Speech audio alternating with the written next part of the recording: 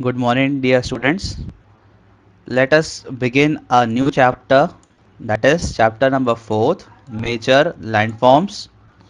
So, in this particular chapter, अगर आप देखें तो मेन चीज़ आप देख रहे हैं, आपकी चैप्टर की हेडिंग है मेजर लैंड फॉर्म्स. ओके, देखिए लैंड फॉर्म्स का मतलब अगर आप उसको तोड़ के देखें तो लैंड आपको पता है ज़मीन.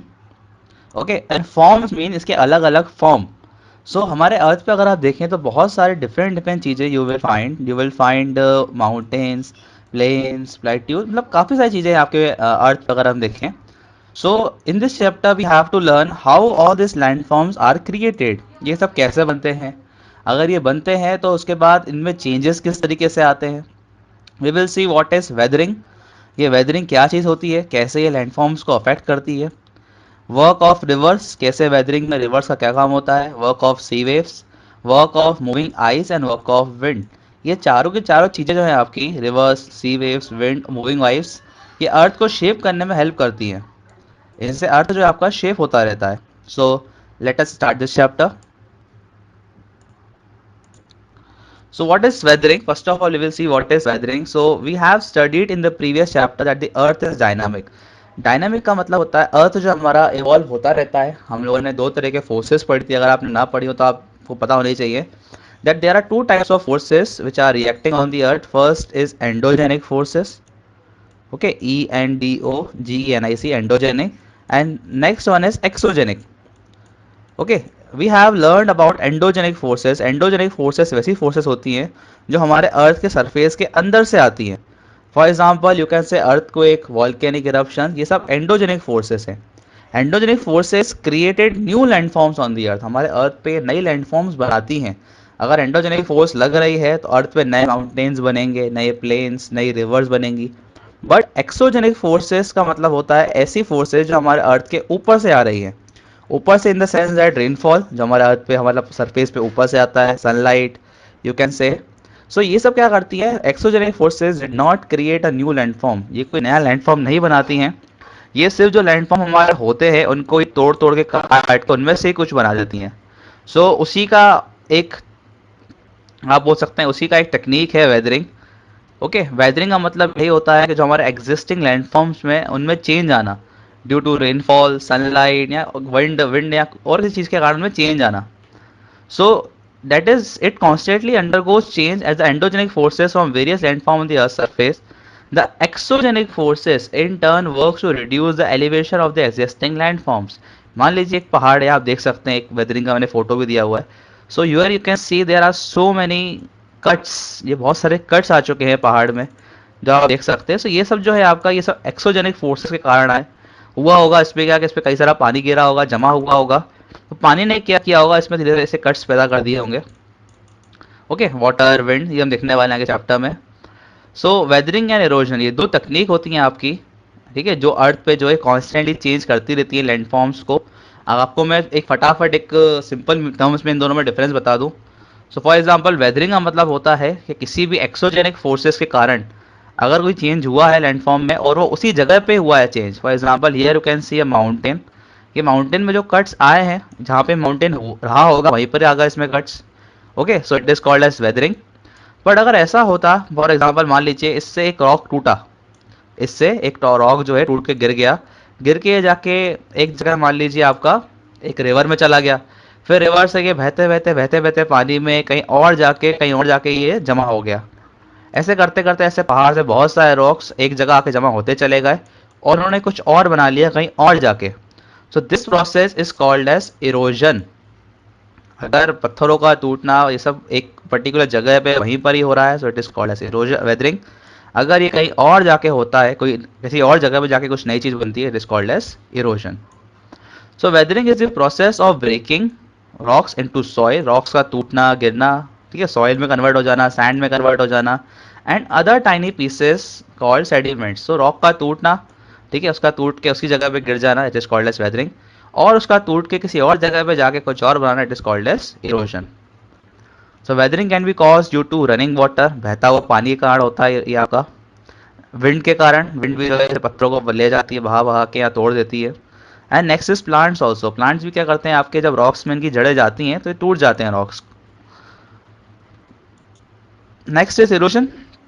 मैं आपको समझा चुका हूँ, फिर भी आप पढ़ लीजिए इसको। Erosion is a process by which sediment, sediment मतलब broken rocks, broken pieces of rocks is moved. ये देखिए, ये मेन शब्द है। वेदरिंग में जो चीज़ टूटती है वो मूव नहीं करती है।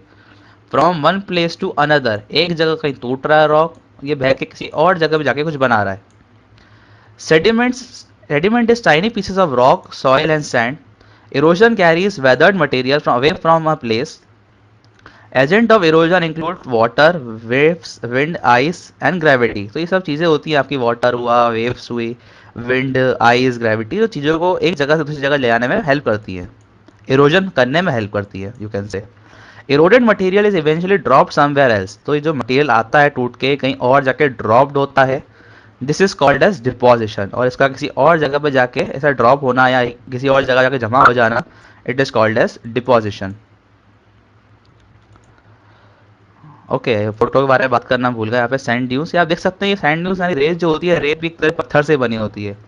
तो इससे मान लीजिए कहीं दूरी पे कुछ पहाड़ होगा, ओके, पहाड़ के थोड़े थोड़े से टूट टूट के हवा इसको बहा बहा के ले गई, और ये सब आके ऐसे रेगिस्तान में जमा हो गए। Okay, so it is also example of erosion. Work of reverse, reverse कैसे हेल्प करती हैं वेदरिंग और इरोजन में, लेट अस सी। तो river is a fresh water flowing across the surface of land, usually to the sea. Okay, तो land से sea की तरफ चीज़ों को ले जाने में हेल्प करती हैं। लैंड से ये पहाड़ों से काटते हुए लेके आती हैं पत्थर, और एंड में जाके सी में मिल जाती हैं। सारे पत्थर भी कहाँ चले आते हैं, सी में। So river flowing in channels, the bottom of the channel is called the bed and sides of the channel are called banks. So देखिए कि रिवर जब बहती है, ओके, सो उसका सबसे नीचे वाला जो पार्ट होता है, बीचों बीच सबसे नीचे वाला पार्ट, उसको बोलते हैं रिवर बेड। और जो उसके साइड्स होते हैं, ये जहाँ जिस साइड से बह रही है, इसको कहते हैं हम banks, river bank, river bed. Rivers begin at their source on a higher ground, such as mountains or hills, wherever rainwater or melting snow collected and form tiny streams. So ये बहना स्टार्ट होती हैं आपके पहाड़ों के काफ़ी ऊपर से, हिल्स के काफ़ी ऊपर से, जहाँ पे आइस वाइस होती है, आइस से पिघल के पानी ये बहती हैं स्ट्रीम्स। उसके बाद बहुत सारी छोटी छोटी स्ट्रीम्स मिलके एक साथ क्या बन जाती हैं, ये रिवर्स बन जाती हैं। It makes many tributary, tributary मतलब आपकी ऐसी रिवर, जैसे मान लीजिए रिवर आपकी बह रही है, उसमें आके एक नदी मिली, उसमें आके एक और नदी मिली। सो ये मिलने वाली नदियों को हम बोलते हैं ट्रिब्यूटरीज। अलॉन्ग इट्स कोर्स, तो ऐसे नदियाँ मिलती जाती हैं। अगर आप गंगा का भी कोर्स देखेंगे, गंगा भी अपने रास्ते में कई सारी नदियाँ आके गंगा में मिलती हैं, चंबल, सोन, बेटवा, गंडक, काफ़ी सारी नदियाँ आके मिलती हैं। So these all the rivers will be called as tributaries of Ganga. So the great majority of rivers eventually flow into larger body of water like an ocean. तो एंड में जाके जो आपकी रिवर होती है गंगा, ये आपकी चली आती है बे ऑफ बंगाल में। The end of the river is called mouth, तो जहाँ पे रिवर आपकी ओशन से मिलती है, it is called as mouth of river.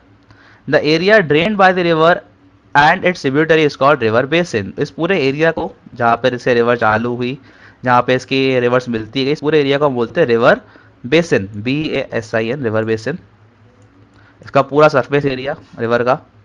It performs three main functions, erosion और वेदरिंग में तीन मेन फंक्शन ये करती है river. It erodes the rock, तो ये बहती हुई आती है रिवर आपकी, तो उसके साथ में जो ये लैंड का जो होता है फॉर्म, यहाँ बोल सकते हैं लैंड, लैंड पे जो भी चीज़ होती है आपकी, मिट्टी विट्टी सब पानी में गिर जाती है, फिर से बहा के ले आती है ये। ट्रांसपोर्ट दी इरोडेड मटेरियल, वही बहा के लेके आना, और फिर एंड में जाके जो आपका ये ओशन पार्ट है, यहाँ पे आके छोड़ देती है। सो जब बहुत सारा ये मिट्टी, बहुत सारे सेडिमेंट्स कलेक्ट करके यहाँ पे छोड़ देती है, सो रिवर्स में हमारे बन जाते हैं क्या, आइलैंड्स। काफ़ी सारी मिट्टी एक के ऊपर जमा होती जाएगी, तो अब जमीन बन जाएगी, आइलैंड बन जाएगा फिर से। Here you can see a journey of a river. You can see it is there are mountains, यहाँ से चालू हो रही है, वाइट वाइट ग्लेशियर्स दिख रहे होंगे आपको, आइस दिख रही होगी, यहाँ से बह के देखिए एक आई, एक यहाँ से आई, दोनों मिल गई यहाँ पर आकर, ओके। उसके बाद ये आ रही है, तो ये मियांडर्स बना रही है ऐसे, इसका असर देखिए, आप देख सकते हैं गोल गोल गोल गोल होते हुए आके एंड में ओशन में आके मिल गई। So it form different landscapes, तो ऐसा होने से क्या होता है, डिफरेंट डिफरेंट लैंडस्केप्स बनते हैं पत्थरों को, क्योंकि काटते हुए आती है रिवर। इसमें आपका देखिए कई बार वाटरफॉल्स बन जाते हैं, क्योंकि रिवर को अगर रास्ता नहीं मिलेगा जाने का, तो वो फिर पत्थर काट के आगे निकल जाएगी। कैनियंस लाइक ग्रैंड कैनियन इन USA, कैनियंस जो आपके ऐसे मान लीजिए पहाड़ है, वो तो पहाड़ के बीच में से रिवर बह रही है, it is called as canyon. V shaped valleys, ऐसे वी शेप की valleys. Oxbow lake, oxbow lake अभी हम अच्छे से पढ़ेंगे, ये आप देख सकते हैं ऑक्सबो लेक का एक इधर एक फोटो दिया हुआ ये वाला। आइलैंड्स, आइलैंड्स तो तुमने पढ़ा कि आइलैंड्स कैसे बनते हैं, रिवर बहुत सारा जाकर डिपॉजिट करके ले जाती है, एंड में जाके इधर आइलैंड्स बन जाते हैं। You can see here a meander, ये रिवर से बहते हुए आती है तो इसे अपना रास्ता जो ऐसा बना लेती है। क्योंकि होता है क्या, हमारे लैंड पे कुछ होते हैं हार्ड रॉक्स, कुछ होते हैं सॉफ्ट रॉक्स। सॉफ्ट रॉक जहाँ जहाँ पर मिलेगा वहाँ वहाँ रिवर आराम से काटते हुए निकल जाएगी। जहाँ पे नहीं काट पा रही, यहाँ थोड़े हार्ड रॉक्स हैं, थोड़ा टाइम लगता है इसको काटने में। फिर क्या होता है, इस समय पे आपको फटाफट नहीं समझाता हूँ ऑक्सबो लेक कैसे बनती है। So you can C a river ऐसे जा रही है। ठीक है, तो रिवर का अगर फ्लो मान लीजिए काफ़ी तेज़ है और ये जो आपका एरिया है यहाँ पे इसका प्रेशर काफ़ी ज़्यादा है। सो रिवर यहाँ पे कई ज़्यादा टकराएगी टकराएगी टकराएगी, टकरा टकरा के जो ये वाला हिस्सा है आपका, ये इसको भी कट कर देगी। Okay, then it will start flowing here. उसके बाद इतना घूम के नहीं जाएगी रिवर, यहाँ से सिर्फ ये यहाँ चली जाएगी डायरेक्ट। ओके, पर एक समय ऐसा आएगा सेडिमेंट्स, क्योंकि आते रहते हैं रिवर से, सेडिमेंट्स जो यहाँ पे जमा होने लग जाएंगे, यहाँ पर भी और यहाँ पर भी। और रिवर का आपका जो ये वाला एरिया है, ये वाला एरिया में पानी आना बंद हो जाएगा, क्योंकि सेडिमेंट्स जमा हो चुके हैं दोनों हिस्सों पे। रिवर अब अपनी आ रही है, यहीं से काट के यहीं निकल जा रही है। So here you will find, ये आपको जो दिख रहा है एरिया, ये एक तरह का लेक बन जाएगा, उसको हम बोलते हैं ऑक्सबो लेक। ओके, ऐसा एस शेप्ड बैंड्स बन जाते हैं। उसके बाद ही जो है आपकी the meanders gradually migrate down stream. If the meander move so much that the band becomes very large, the course of the river में चेंज। अपना रिवर रास्ता बदल लेती है। देखिए इतना सा ही गैप बचा है बीच में, तो रिवर ना घूम के क्यों जाएगी, जो बीच में आपको ये लैंड दिख रहा है, ये रिवर उसको भी काट देगी। उसके बाद इतना घूम के जाने के बदले इस यहाँ से सीधे चली जाएगी, और आपका ये वाला एरिया जहाँ पानी जाता था पहले कभी, सप्लाई उसमें बंद हो जाएगी, and it will form an oxbow lake. Erosion by sea waves, sea waves मतलब आप देखा होगा समुद्र से लहरें आती हैं जो, वो कैसे इरोजन करती हैं। तो देखिए सिंपल सा लॉजिक है, मान लीजिए आपका ये लैंड है, लैंड पे सी वेव आके टकरा रही है। जब भी टकराएंगी आके कुछ ना कुछ डैमेज करेंगी, कुछ ना कुछ पत्थर तोड़ेंगी। ठीक है, तो जो भी रॉक रॉक गिरेगा वो गिरेगा सी में, वो इसको वापस बहा के ले जाएंगे कहीं और। तो sea water is aided in इस eroding action by tides, storms and current. Marine erosion and deposition is confined to a narrow belt along the coast. ठीक है, जहाँ पे कोस्टल एरिया होता है आपका, जहाँ पे लैंड और सी वाटर मिलता है, वहीं पर इरोजन होता है। This give right to various coastal landforms, इससे बहुत सारे कोस्टल लैंडफॉर्म्स बनते हैं, इससे बीच बनता है। मेन तो आपको बीच आपने देखा होगा, रेत रेत होती है। सो रेत जो है आपकी वो टूटे हुए रॉक्स ही है जो पड़े हुए हैं आपके किनारे पे, जिन्हें सी ने तोड़ा है, सी वेव्स ने। इससे क्या क्या बनता है आपका, इससे आपकी रॉकी शोर लाइन, ठीक है, आपकी जो शोर लाइन होती है वाली रॉकी बन जाती है काफ़ी। सी आर्चेस बन जाते हैं आपके, सी स्टैक्स बन जाते हैं आपके। ओके, सी आर्चेस अगर आप देख सकते हैं, सी आर्चेस इस तरीके के होते हैं। मान लीजिए ये आपका एक पहाड़ है, इसमें आगे वेव्स पड़ रही है, तो इस पहाड़ में से एक छेद बन जाएगा, उसको हम बोलते हैं सी आर्चेस। ओके, सी स्टैक्स का मतलब होता है कि आपका जो है ये जो गड्ढा है काफ़ी बड़ा हो गया है, इसने जो है पूरे पहाड़ को ही बीच में से काट दिया है, और पहाड़ का एक हिस्सा ये वाला बचा है, एक हिस्सा इधर वाला बचा है। It will called as sea stacks. Here you can see, ये सी वेव्स हैं। ये देखिए पहले मान लीजिए पहाड़ कभी यहाँ तक आता होगा, इतना आगे तक, उसको उन्होंने तोड़ तोड़ के काट काट के कहाँ यहाँ तक पहुँचा दिया है। Next is erosion by ice. Erosion, ice कैसे इरोजन करता है आपको समझा समझा देता हूँ डायग्राम से। तो मान लीजिए आपका ये एक हिस्सा है। Okay, here you can C a particular area है, इसमें मान लीजिए आपका ये पहाड़ में ऐसा एक गड्ढा है, इसमें अभी आइस जमा हो चुकी है।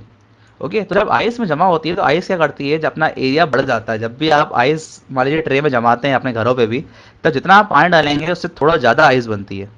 ओके, तो ये एरिया जो है इसमें एक्सपांड करेगा, प्रेशर पड़ेगा इसका इस एरियाज पे। ओके, तो प्रेशर बढ़ने के कारण क्या होता है, जब आपका ये पहाड़ इसमें क्रैक्स आ जाते हैं। ओके, क्रैक्स आएंगे तो छोटे छोटे पत्थर टूट जाएंगे इसके। फिर जब गर्मी का मौसम आता है, फिर से गर्मी का मौसम आएगा आपका, और आपके जितने भी ये जो रॉक्स टूटे थे इसके अंदर, ये बहा के ये नीचे ले जाएगा नदियों में। So large masses of ice formed over many years that do not melt during the summer are called glaciers. ऐसे ग्लेशियर्स फॉर्म हो जाते हैं जो सालों साल तक जमे ही रहते हैं। They move slowly over an area of land such as a mountain valley.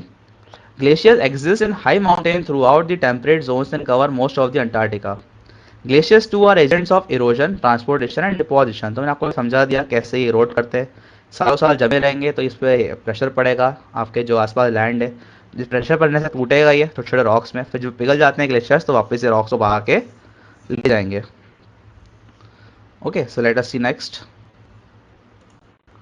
Here you can see example of the features formed by glaciers. ये ग्लेशियर्स थे आपके, ये पिघल रहे थे यहाँ पे, जो पिघल पिघल के जो भी इनके अंदर रॉक्स टूटे वो सबको ये कहाँ लेगा, नीचे रिवर में। ओके, तो रिवर के साथ ये ले बहा के ले जाएंगे आपके। इरोजन बाय विंड, विंड भी आप इरोड करती है, आपको पता ही होगा, विंड एक इरोजन का बहुत ही बड़ा एक कारण है। विंड बहुत सारे रॉक्स को उड़ा उड़ा के ले जाती है, छोटे छोटे सैंड के टुकड़ों को उड़ा उड़ा के ले जाती है। When rocks consist of alternate hard and soft layer are subjected to wind abrasion। देखिए होता क्या है, अ, आपके जो ये लैंडफॉर्म्स होते हैं, मान लीजिए एक पहाड़ है, okay, it is formed of hard rocks और सॉफ्ट रॉक्स, ठीक है, दो तरह के रॉक्स का बना हुआ है। तो जो हार्ड रॉक है आपका, ये इसको विंड नहीं तोड़ पाएगी, ओके। और आपका मान लीजिए सॉफ्ट रॉक है, उसको विंड बार बार आके लग रही है उस पर, उस पर जो है गड्ढे होना शुरू हो गए, ओके। सो आप देखेंगे कुछ टाइम बाद आपका ऐसा दिखने वाला पहाड़ कुछ ऐसा हो जाएगा, ये सॉफ्ट रॉक टूट गया, हार्ड रॉक अभी बचा हुआ है ऐसा ही। तो ऐसे मशरूम टाइप भी बन जाते हैं, क्योंकि सॉफ्ट रॉक देखिए कटता हुआ चला गया, हार्ड रॉक अभी वैसा का वैसा ही थोड़ा ज़्यादा कट नहीं पाया, okay. So it will create so many different types of landform, बहुत सारे लैंडफॉर्म बन जाते हैं, ये देखिए लिखा भी हुआ है यहाँ पर, it aptly called rock pedestal और मशरूम रॉक। ये आप देख सकते हैं मशरूम शेप का रॉक हो गया, पहले ऐसा था, ऐसा हो गया, फिर नीचे सॉफ्ट रॉक थे, कट गए। Also, wind cannot lift rock particles high up in the air and closer to the ground. Its erosion power reduces due to ground friction. इतना ज़्यादा इरोजन नहीं कर पाती है विंड, विंड अगर काट के किसी पत्थर को उड़ा के ले जाएगी तो ज़्यादा दूर नहीं ले जा पाती है। इसीलिए जहाँ भी हमें रेगिस्तान दिखते हैं उसके थोड़े ही दूर हमें कोई पहाड़ी इलाके भी दिखते हैं। If you talk about Thar desert in India, Thar desert India में अरावली माउंटेन्स के पास है। अरावली माउंटेन्स ही जो है उन्हें कट कट के जो है सैंड बन गई और फिर थार डेजर्ट बन गया आपका। सो लोएस्ट नाम की एक चीज भी दी है, in several large area of the world the surface is covered by deposits of wind transport silt that has settled down from dust storms over thousands of years. तो मान लीजिए कभी तूफान आया होगा, तूफान ने जो है ऐसा कुछ एक चीज बना के चला गया, ओके, जो सालों साल तक ऐसे कैसे यहीं पे जम चुकी है आपकी रेत है, इसको हम लोएस बोलते हैं। This material is known as loess, it is very easily eroded by running water, the thickness and greatest deposits of loess are found in north east China. Okay, तो ये चाइना का ही आप देख सकते हैं, एक फोटो दिया हुआ है यहाँ पे चाइना का ही, ओके। बहुत सारे जो हवा यहाँ की विंड है आपकी, वो काट काट के रेत को लाके से जमा कर दिया है यहाँ पर। कभी अगर बारिश आएगी, पानी आएगा, तो ये तो आराम से बह जाएगी उसके साथ। So I hope you all have understand different erosion by ice, हमने समझा होगा। नहीं समझ में आता तो वीडियो को स्लो अपने हिसाब से कर सकते हैं, if I am very fast आप बार बार सुन सकते हैं इस चीज़ को, देखिए बार बार सुनने से ही आपको वीडियो समझ में आएगी, अगर एक बार में नहीं आती है तो। And please try to see as much time as you can. मैं देख रहा हूँ हमारे क्लास में थे 70-80 स्टूडेंट्स, देखने वाले 20 और 30 ही होते हैं आई थिंक, और वो भी I think do not see at the last. So अगर आप लास्ट में वीडियो देखते हैं, so you write any comment, आप एंड में यस लिख सकते हैं, एंड में कुछ थैंक यू लिख सकते हैं, ठीक है। I want to see how much students are seeing this video till the last. एक क्लास की तरह ही मान लीजिए ऐसे भी, आप वीडियो की तरह क्यों देखते हैं, ऐसे ही just see it as like a class. So in the last, thank you. If you have any more doubts, please let me know in the comments.